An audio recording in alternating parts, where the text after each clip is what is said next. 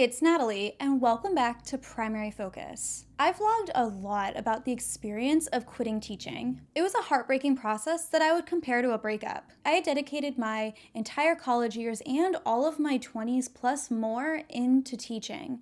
And so when I decided to leave, it was a huge impact on me. But I got to a point where the changes that I longed for in my career were just not happening. So the change had to come from within me. What I've learned since I posted those videos is a lot of teachers feel the same way. It's been a tough few years, 5 years, decade. It's been a really tough time to be a teacher for a long time now. And there are a lot of educators out there who are trying to be passionate and trying to love their job that are hanging on by a thread trying to make this work for them. So this video is for you.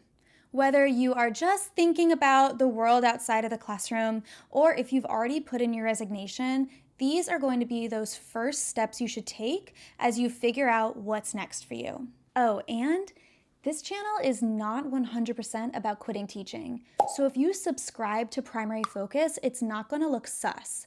Maybe you just need help finding the newest edtech tools. Before I really dive in here, it's worth saying that this video is based off of my experiences and what I did once I realized it was time to switch careers. I've had a lot of privilege and a lot of support in this process. And ultimately, I decided to expand Primary Focus into a full-time business with content creation and consulting. I have a lot of privilege that led me to the position where I am today, but I know not everybody shares that privilege with me. My husband has health insurance, we do not have student loan debt, and we don't have kids. So the risks that I could take may not be the same risks that you feel like you can take. However, I do think the steps that I took when I was starting to figure out what's next would be applicable for anybody. I'm not going to tell you how to update your resume, but I'm going to walk you right up to the point where you need to start doing that. A teacher that I really admired once told me that teaching is a job with an expiration date, and once you hit that expiration date, it is time to go.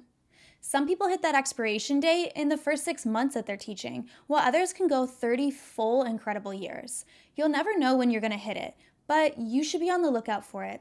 We've all worked with that teacher that's been in the classroom 5 years too many, and it is not pretty. They're miserable, they're having trouble bringing joy to the kids in the classroom, you don't really want to sit by them at staff meeting, they just have a negative energy cloud over them. So if you're starting to feel that, listen to yourself and honor it. Get yourself somewhere where you can be thriving again. How do you know if those feelings are real? Well, start by thinking about small steps you could take, easier things you could do than completely switching careers. Would you be open to switching grade levels or topics that you teach? Would you be open to changing schools? Maybe changing from public to private, or maybe there's a charter school you'd like, completely leaving your district or moving to a new state. No, these things are not easy, but they're still in the same field. It's a little less work to make those changes. If you feel the energy to do those things, those may be good options for you. But for me, once I hit my expiration date, just the thought of setting up a new classroom exhausted me. I could absolutely not have taken pulling down my classroom, storing those things all summer, going in with a lot of gusto to start fresh again. I was just done, and I knew it through and through. Plus, for me, it had been 10 years. I had tried a lot of different options, different grade levels, worked at different schools. I even worked in another country at one point. And so I knew and I trusted myself that it was time for me to move on to the next thing. But wait, what about everything you've invested? All of those years, your student loan debt, all those pension years that you've built up. You only have a couple more. 5 more, 10 more, 15 more, and then you get that big fat pension. And all those sick days you've been hoarding, it's not worth it. And they are sunk costs. If you're telling me that your job is majorly impacting your mental health, your physical health, who you want to be outside of work hours, and all you have to do is change your job to fix that, you gotta be kidding me.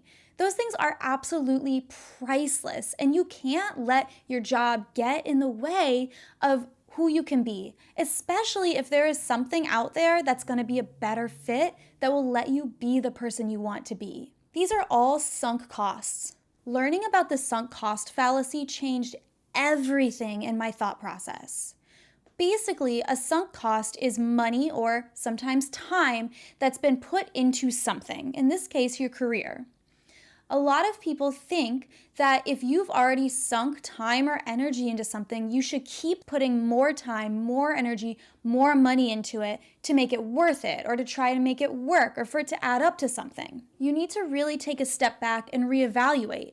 If you've put time, energy, money into something and it is not giving back on the investment, then it might be time to walk away. You can't just keep doing something for the sake of doing something. You need to actually see, are you getting the results that you want? This was a really hard thing for me to understand because it's hard to say no to things. It's hard to quit things you're worried about if you'll be judged, or you're hard on yourself. But the fact of the matter is, you're not going to get anything else except more frustrated, more burned out, and more upset if you keep trying to make something work that isn't working. If you're really ready to change careers, get some of those thoughts out of your head. Oh, and for another thing, the pension argument. In the state I worked in, your pension would not cover your living expenses when you retired. And they're pretty clear the whole way that you need to have outside investments, your own savings accounts, to cover what the pension wouldn't. If you're giving yourself the pension argument, but you're dragging yourself to work every day, think about, is there a job out there that has a better salary that would allow you to actually save up what the pension would be promising? Also, if you're working in a public school and you're worried about a pension or keeping your health insurance, a lot of states are providing the same benefits to all state employees. There are a lot of state jobs that you can take a sideways step into and change your career, but all of your benefits would remain the same and you would still be adding up for that pension down the road. That is something really worth researching and asking about. I know a few teachers that are very happy in new jobs working for the state and didn't even have to blink an eye about what's going to happen to their pension. Okay, so now that we've thought about that, a big step you should take is start doing just a little bit of research. Nothing too heavy at this point, just seeing what's out there. I was so obsessed with teaching that I didn't really realize there were other careers I might be interested in. Jobs have changed a lot, and there are all sorts of interesting opportunities that with your skill set you can move right into. I read this great book called Switchers. I'll put a link in the description below.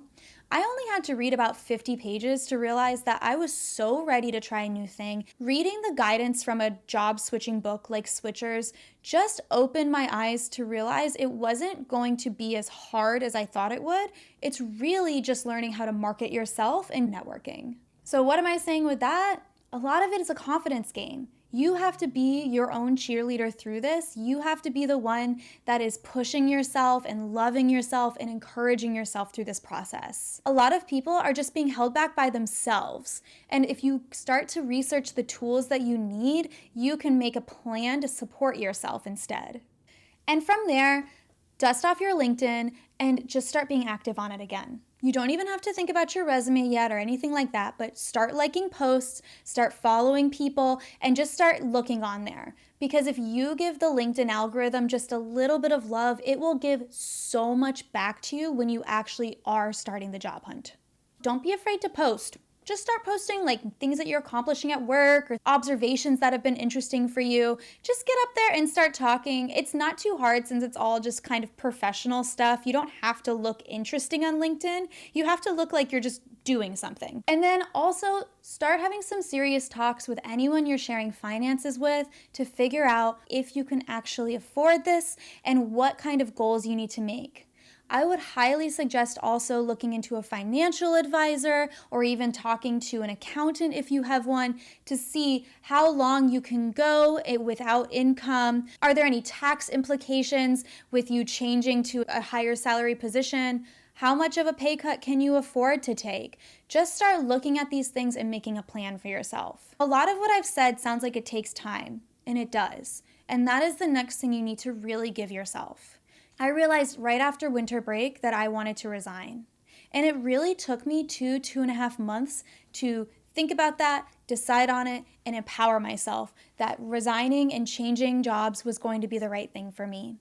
Giving yourself that time is so important because that's where the basic research happens to figure out if this is something that actually makes sense for you, both financially and with your long-term goals. So let me set up a timeline for you. Let's say you've been thinking about it, you're starting to wonder if leaving education is right for you. If you start in January, February, just thinking about it and playing around, doing the research that I mentioned, that's going to be great. Because in March or April, your principal might be asking for your intent. Now, I put in my resignation because my husband and I had figured out what we were going to do. You don't have to put your resignation in as soon as they ask for it. You can play on the fence, wait. I know that it doesn't feel right to tell people last minute when you're leaving, but if you feel like you really can't leave until you've secured the job and you've signed the paperwork for the new thing, that's fine, but that doesn't mean you can't have the decision in your head. I really struggled with the duality of knowing I was leaving and showing up and doing my best job every day, but your salary is on the line, your position is on the line, and sometimes you just have to hide your cards a little bit until you know what your next move is. You spent January, February thinking about it, starting your research, and as soon as you're ready with that, I would recommend starting to apply for jobs and get things going. You might be hunting for a job for a couple months, but some of these bigger companies take 2, even 3 months to get you through onboarding. You might do one interview and then they ask you back for another interview, maybe even a third interview, multiple things. That can take weeks on end. Then they have to submit to HR, find out approval. That could be another month, maybe even 2 months. So that's why time is so important. If you only give yourself the 6 weeks of summer break to do that, you'll probably barely even have any job interviews set up by the end of the summer, which is so discouraging. So you need to start really early on. And then hopefully, if you're starting to apply and look for jobs in the spring, you can keep that process going in the summer, or fingers crossed, maybe you'll find out earlier. But this gives you a really nice long period of time to get yourself together instead of a crazy rush over the summer. If you're watching this and you feel like it's a little late, I wouldn't discourage you from trying to find a new job, but maybe hold on for another year and give yourself a longer amount of time to keep looking. Okay, next up is don't be secretive. All right, well, I mean this in 2 parts. You shouldn't really be talking to your colleagues about wanting to leave work. You just want to keep it professional at work, but you should be telling people in your circle. Networking starts with the people you already know. So start telling people, hey, I'm thinking about leaving teaching. I reached out to a couple of friends who had interesting careers or seemed happy with their work, or I knew they had switched careers, and I said, hey, can I listen to you for half an hour to tell me about that process or what you do? I learned so much from these phone calls. And the best part is people love to talk about themselves. People love to share. And if they're sharing with the point of inspiring somebody else, it just feels good for everybody. I had quite a diverse group of people that I talked with. I kept notes and I asked for things like jargon in the business or what are words on resumes that you would use. My resume and my job experience was really tailored to education. So I was starting to look for buzzwords. Another thing I asked too was, if I was looking on a job board, what kind of words would I be searching for? Or what are the names of some of these jobs that I'm interested in? There's so much jargon in different industries. It can be really overwhelming. I remember looking at job boards and just thinking, what is this? I have no idea. But once I started to ask people in those industries and look around, I was able to narrow it down and start to understand, okay, these are the things that I want. I wouldn't be interested in this, or I'm not quite qualified enough for these kinds of things. At the end of every call that I had, I asked them if they had somebody else they could connect me with, and if not, is there somebody that I could be watching? Maybe like an influencer in that industry or somebody to follow on LinkedIn. Several people set me up with more phone call conversations. You have to be patient with these too, because most of the people you're talking to also work full-time jobs. But what I would do is on a teacher workday, for example, I would try to schedule them then so that I could just have a 30-minute phone call. Or since I was out of work while a lot of people were still at the office, see if I could schedule the call kind of towards the end of their workday. It did take time to schedule these things, but they were so valuable for me. It made me realize more and more how much I wanted to expand Primary Focus into my own consulting and my own content creation business. But I have a couple of plan Bs and Cs of if I wake up one morning and this is not working out anymore, careers that I'd be interested in jumping into. All right, and for the next piece of advice, don't burn bridges. I know you are probably crawling out of your skin, going to work at a place you don't want to be every day. Every time you get an email or frustrated, it is 10 times more upsetting because you don't want to be there. but you can get yours without burning bridges, okay? You can find ways to cut corners and still show up to work every day. You can go through those sick days and that PTO that you've earned, you might as well, but don't burn bridges. You just never know what's gonna happen with your plan. And also, you're probably gonna want the recommendation of some of the people you're working with. Oh, and on that note, something I learned is it is not industry standard that during a job interview, they talk to your current boss unless your boss is actually on board with you leaving and you've told them about it. It is very appropriate to give the information of another former manager or boss that you have worked with before. This is how so many people are searching for jobs and not actually saying anything until they find one, because they've got another awesome person that will give them the recommendation if needed. I do tutor a student that still goes to the school, so I pick him up after school and I see a lot of my colleagues, and it just feels good rolling up to the school and getting like a happy wave and people are interested to see me. I mean, for me, I do like being liked, so that's important to me, but I mean, it wasn't them that I was upset with. It was the state of education that I was upset with. It wasn't them that was making me burn out. It was everything else that was making me burn out. It was the things out of their control too.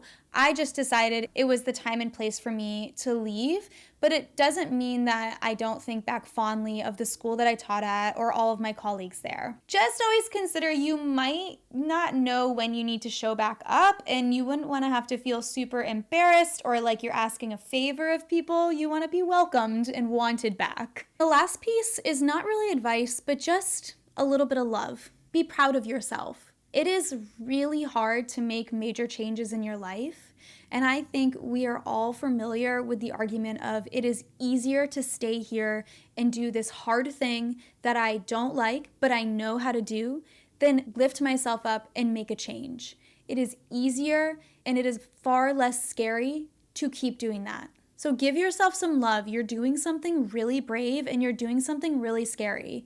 Changing careers is a serious thing, and it takes a lot of work and it takes a lot of rooting yourself on. So love yourself, give yourself some grace, and try new things. You've got this. I believe in you.